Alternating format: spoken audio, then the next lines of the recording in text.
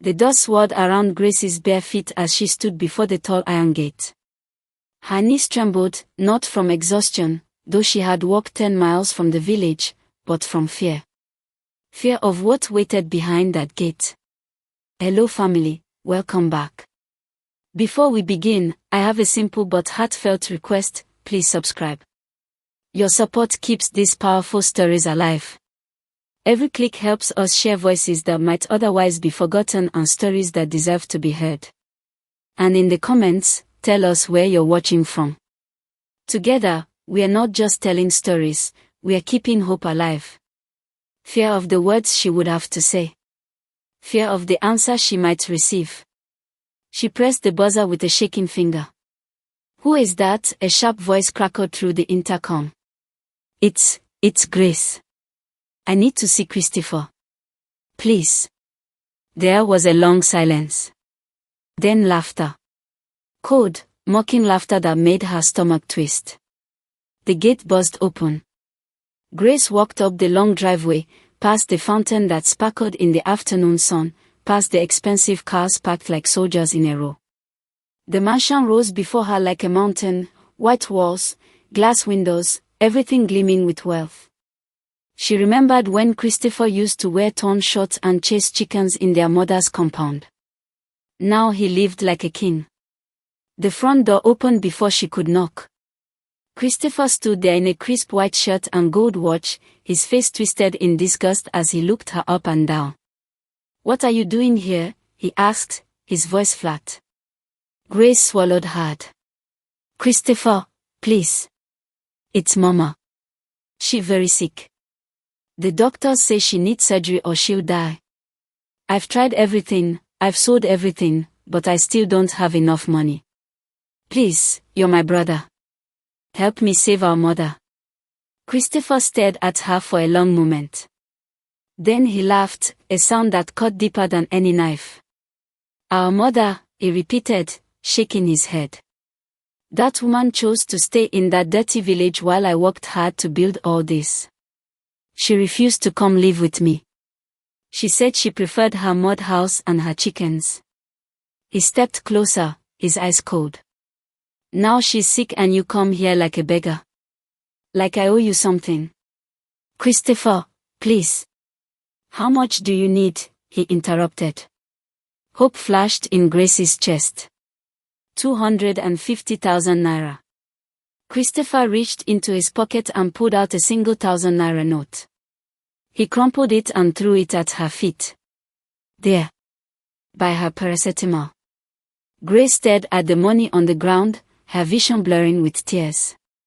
She looked up at her brother, searching for any trace of the boy she once knew. "You've changed," she whispered. "No," Christopher said, stepping back into his mansion. "I've just stopped being stupid." The door slammed shut. Grace stood there, the crumpled note at her feet, her heart breaking into pieces. But she didn't pick it up. Instead, she turned and walked away, her mind already racing. Christopher wouldn't help. But she had 2 other brothers. Maybe, just maybe, Benjamin or Samuel would remember that they once had a mother who loved them. Would they? Grace's feet ached as she walked through the streets of Lagos. The sun was setting, painting the sky orange and purple, but she barely noticed. Her mind was fixed on one thing, her mother's pale face in that hospital bed, her weak voice saying, "Don't cry, my daughter. God will make a way." Benjamin's house was smaller than Christopher's mansion, but still grand. A 2-story building with a shiny black gate and security cameras everywhere. Grace pressed the doorbell and waited, her heart pounding. The maid opened the gate. "Yes. What do you want?" "I'm here to see Benjamin. I'm his sister." The maid looked her up and down, taking in her dusty wrapper and tired face. "Wait here." Minutes felt like hours.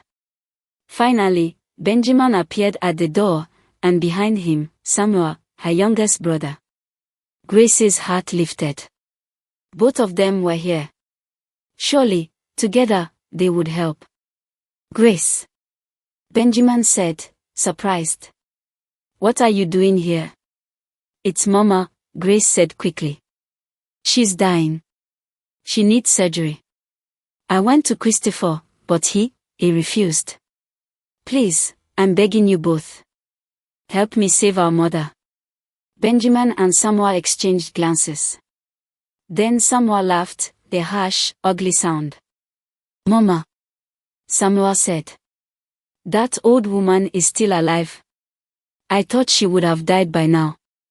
Grace felt like she'd been slapped. How can you say that? She's your mother. She's a village woman who never supported our dreams, Benjamin said coldly. When I wanted to go to university, did she help? No. When someone needed money for his business, did she give anything? No. She just sat in that village, praying and farming like we were still in the Stone Age. She gave you everything she had. Grace cried. She sold her land to pay for your school fees. She starved so you could eat. And we've paid her back, Samuel said with a shrug. We sent her money every Christmas. That's enough. She's dying. Grace's voice broke. Don't you understand? If we don't do this surgery in 3 days, she'll die. Benjamin sighed like Grace was bothering him with something small. Look, Grace. Life is hard. People die. It's natural. Maybe it's just Mama's time to go. You can't fight nature. Maybe it's God's will, Samuel added, nodding. Grace stared at them, unable to believe what she was hearing. These were her brothers. The boys Mama Patience had raised with her own hands. The boys who used to fight over who would sit on Mama's lap. Now they stood before her, cold as stones. You've both become monsters, Grace whispered. We've become smart, Benjamin corrected. You should try it sometime instead of wasting your life in that village. Samuel yawned. If you're done, we have somewhere to be. They turned and walked back into the house. The maid came and closed the gate in Grace's face without a word. Grace stood there in the darkness, tears streaming down her cheeks. 3 brothers. 3 rejections. 3 hearts turned to ice. She had nowhere left to turn. No money. No hope. No miracle. Or did she? Grace walked back toward the hospital like a ghost. Her feet were bleeding now, leaving small red marks on the dusty road. People stared at her as she passed, a young woman in a torn wrapper, tears streaming down her face, talking to herself. But she didn't care what they thought anymore. The night wrapped around her like a thick blanket. Street lights flickered above, and the sounds of Lagos, car horns, music, shouting, faded into the background. All Grace could hear was her mother's voice in her head, God never abandons his children. But where was God now? Grace stopped walking. She was on a quiet street corner, away from the crowds. Her legs gave out, and she fell to her knees right there on the roadside.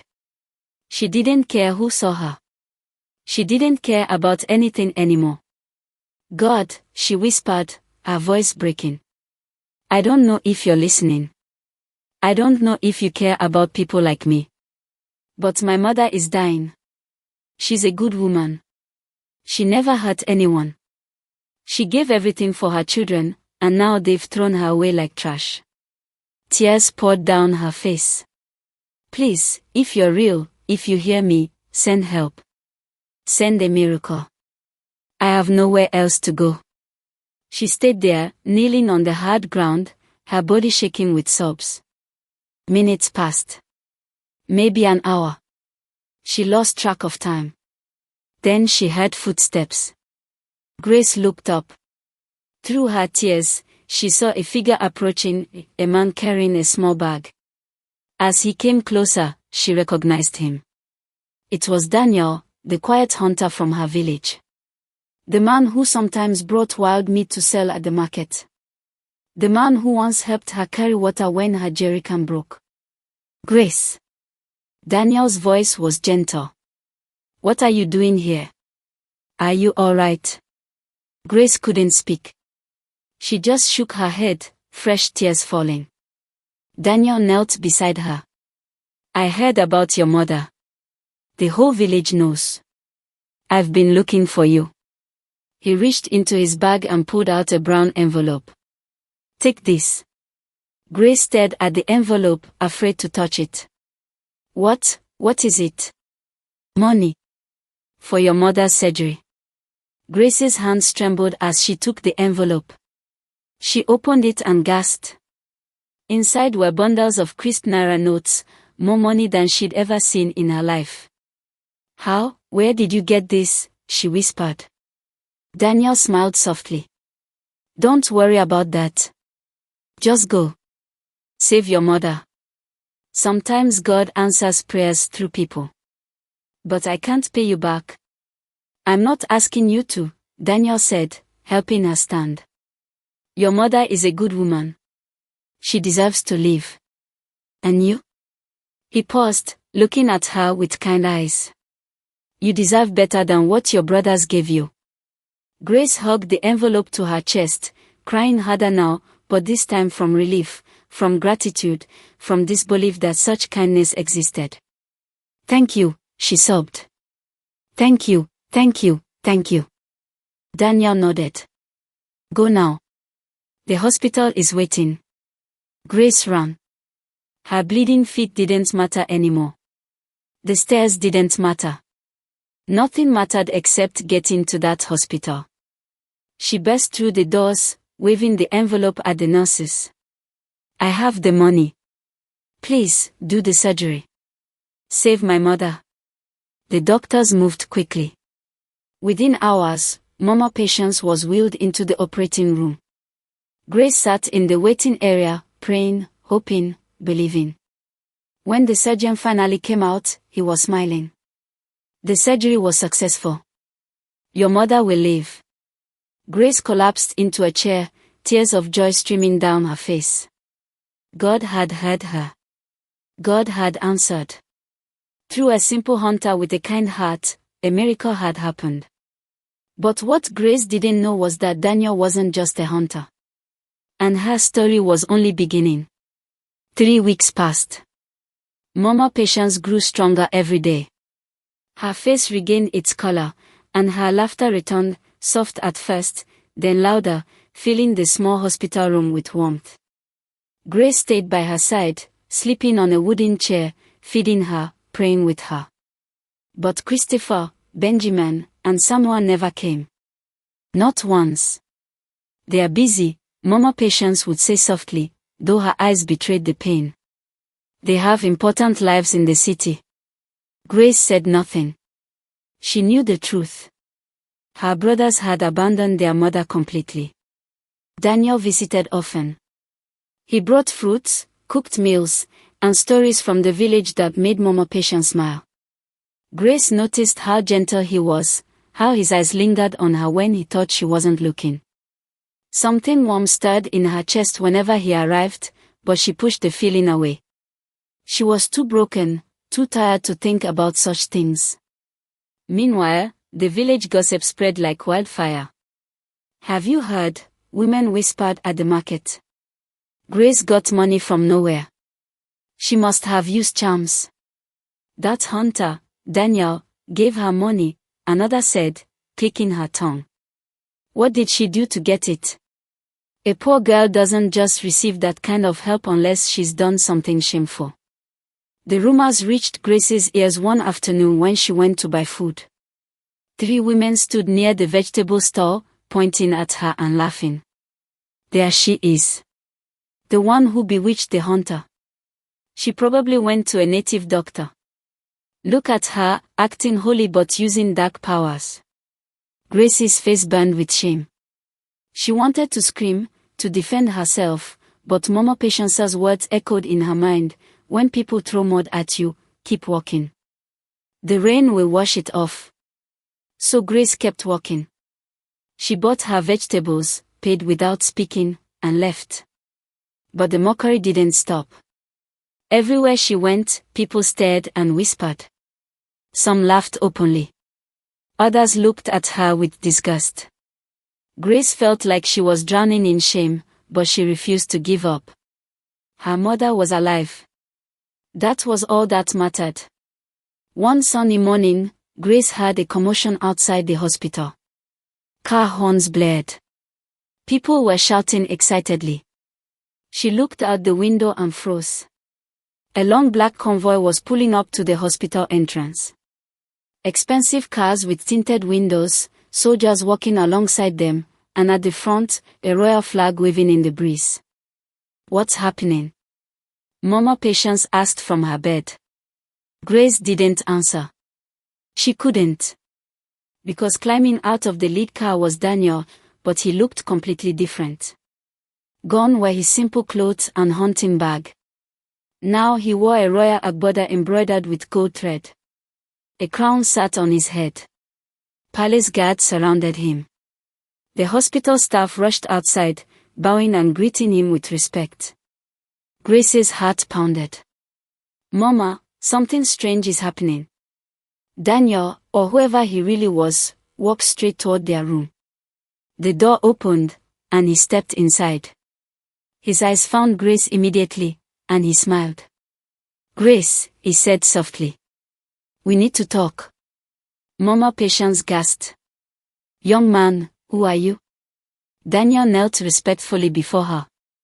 My name is not Daniel. I am Prince Frederick Adebayo of Okije Kingdom. I disguised myself as a hunter to escape palace life and find genuine people in the world. He turned to Grace, his eyes full of emotion. And I found you. Grace's mind spun. A prince. The humble hunter was a prince. I watched you suffer, Frederick continued. I saw your kindness, your strength, your love for your mother. While your brothers turned their backs, you never gave up. You are the kind of person I've been searching for my whole life. He reached into his pocket and pulled out a small velvet box. Grace's breath caught. Frederick opened the box, revealing a diamond ring that sparkled like stars. Grace, will you marry me? The room fell silent. Grace stared at the ring, her mind unable to process what was happening. A prince. A proposal. This couldn't be real. I don't understand, Grace whispered, her voice shaking. Frederick stood and took her hand gently. I know this is sudden. I know you're confused. But every time I visited you, every time I saw you care for your mother despite everything, my heart grew more certain. You are kind when the world is cruel. You are strong when others would break. You are real in a world full of pretenders. His eyes searched hers. I don't want a woman who loves me for my crown. I want a woman who loved me when I had nothing to offer but wild meat and kind words. Tears streamed down Grace's face. She thought of the mockery, the shame, the loneliness. She thought of her brother's cruelty and the village gossip. And here stood a man, a prince, who saw worth in her when everyone else saw nothing. Yes, she whispered. Yes, I'll marry you. Frederick's face broke into a wide smile. He slipped the ring onto her finger and embraced her while Mama Patience wept tears of joy from her hospital bed. The stone the builders rejected, Mama Patience said through her tears, quoting scripture, has become the cornerstone.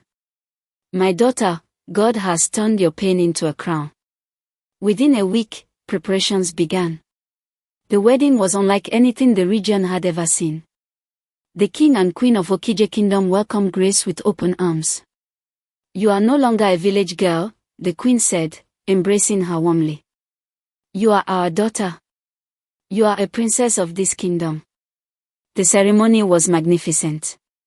Drums thundered. Dancers filled the palace courtyard. Grace wore a stunning coal-beaded gown that shimmered in the sunlight. The entire kingdom celebrated as Prince Frederick placed the royal beads around her neck, officially making her Princess Grace of Okija. Yet despite all the wealth and glory surrounding her, Grace remained humble. She insisted on personally serving food to the poor at the wedding feast. She visited the village and gave money to widows and orphans. She never forgot where she came from. Mama Patience moved into the palace, living in comfort for the first time in her life. Every morning, she would sit in the royal garden, praising God with tears of gratitude. "My daughter married a prince," she would say to anyone who listened. Not because she was beautiful or wealthy, but because she had a good heart. Meanwhile, far away in Lagos, karma was preparing its visit. Christopher, Benjamin, and Samuel had built their wealth through corruption. They owned construction companies that used substandard materials. They bribed government officials. They cheated poor people out of their land. Their mansions grew taller, their cars more expensive, their pride unbearable. But lies always catch up. One Thursday morning, black vans surrounded Christopher's mansion. Men in jackets marked EFCC stormed through his gate. They seized documents, froze bank accounts, arrested him in front of his neighbors. The same day, Benjamin and Samuel received the same treatment. Their corruption had been exposed. Every naira stolen, every bribe paid, every illegal deal, all of it came crashing down. Within months, everything was gone. The mansions were seized. The cars were auctioned. Their wives left them. Their friends disappeared. Christopher, Benjamin, and Samuel went from living like kings to sleeping in tiny rooms, eating once a day, begging for work that nobody would give them. People who once bowed to them now spat at their feet. "Weren't you the ones who mocked your own mother?" strangers would say. "Look at you now. God is not asleep." Broken and ashamed, the three brothers had only one place left to go. Home. The palace gates of Okije Kingdom opened one quiet afternoon. Three men walked through, their clothes torn and faded, their feet bare and dusty. Palace guards watched them carefully, hands on their weapons, but Princess Grace had given orders to let them pass. Christopher, Benjamin, and Samuel walked slowly across the courtyard, their heads bowed. They had heard the news: their sister, the one they mocked and rejected, was now royalty. The village girl they called a beggar now lived in a palace. The irony burned deeper than any punishment. Grace stood on the palace steps with Prince Frederick beside her. Mama Patience sat in a chair nearby, leaning on a walking stick, her face peaceful but her eyes watchful. The three brothers stopped several feet away and fell to their knees. "Grace," Christopher said, his voice cracking. We are so sorry. "We were wicked," Benjamin added, tears streaming down his face. "We abandoned our mother. We mocked you. We deserve nothing from you." Samuel couldn't even speak. He just wept, his shoulders shaking. Grace looked at them, these men who once lived in mansions, who threw money at her feet like she was trash, who laughed when she begged for help. Now they knelt before her, broken and humbled by life itself. Something twisted in her chest. She remembered the pain, the shame, the long walk back to the hospital with bleeding feet. Part of her wanted to send them away, to let them taste the same rejection they had given her. But then Mama Patience spoke. "Come here, my sons." The three brothers looked up, shocked. They crawled forward and knelt before their mother. Mama Patience placed her trembling hands on their heads, one by one. "You lost your wealth," she said softly, "but you found your way home. You lost gold, but you found grace, not just my daughter's name, but God's grace. I forgive you. Not because you deserve it, but because a mother's love never dies." Grace stepped forward, her heart heavy but clear. "Pain didn't change my heart," she said quietly. "It strengthened it. I forgive you too." Prince Frederick moved beside her. "This story," he announced to the gathered crowd, "will be told for generations. How pride brought men low, and how forgiveness raised them up again." The king and queen provided the brothers with work in the palace farms. They would not live as royalty, but they would not starve either. They learned humility through hard labor, serving the same people they once looked down upon. Mama Patience lived peacefully in the palace for many more years, watching her grandchildren play in the royal gardens. Every evening, she would gather them and tell them the story of how their mother was once rejected but became a queen. Grace and Frederick ruled with wisdom and compassion. They built schools for poor children and hospitals for the sick. Grace never forgot what it felt like to kneel on a dusty roadside, praying for a miracle. The village that once mocked her now sang her praises. The brothers who rejected her now worked to rebuild their character. The mother who nearly died now lived in honor. Every night before bed, Grace would whisper to her husband, "Thank you, God, for turning our tears into a testimony." And Frederick would kiss her forehead and reply, "You were always a queen, my love." The world just didn't see it yet. Peace returned. Wounds healed. A family torn apart by pride was restored by forgiveness.